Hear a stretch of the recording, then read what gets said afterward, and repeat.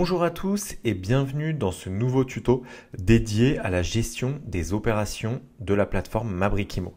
Donc tout simplement pour accéder à toutes ces opérations, vous allez aller dans le menu donc, qui est sur la gauche, rubrique Opérations.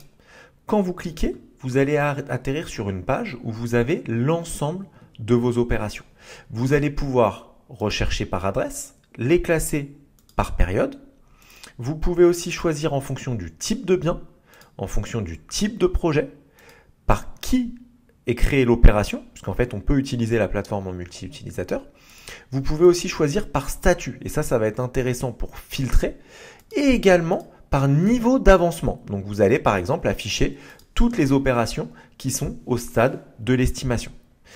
Point très important, vous pouvez abandonner une opération, en fait pour plusieurs raisons. Donc je vais aller dans une opération, vous cliquez sur les trois petits points en haut et vous avez une rubrique abandonner. Vous cliquez dessus, vous choisissez la raison, pas assez rentable, pas de financement, problème de faisabilité ou autre.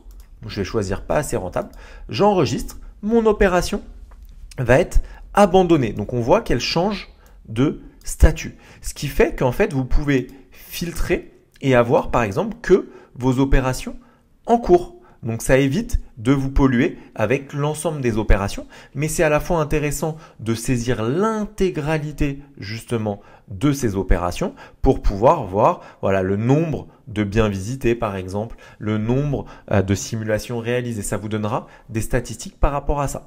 Et donc vous avez un troisième statut, donc on a vu le en cours, le abandonné, et on a le statut terminé. Donc ça, votre opération est revendue, tous les lots de votre opération sont revendus et donc votre opération est considérée comme terminée.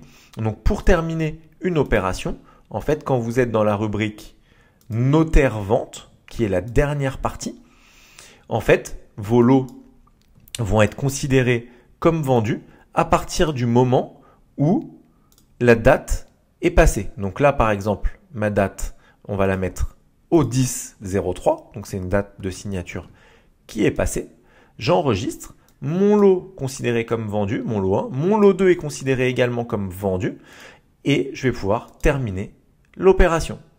Quand j'ai terminé mon opération, une fiche récapitulative s'affiche avec tous les éléments financiers de mon opération qui seront dans un tuto vraiment dédié.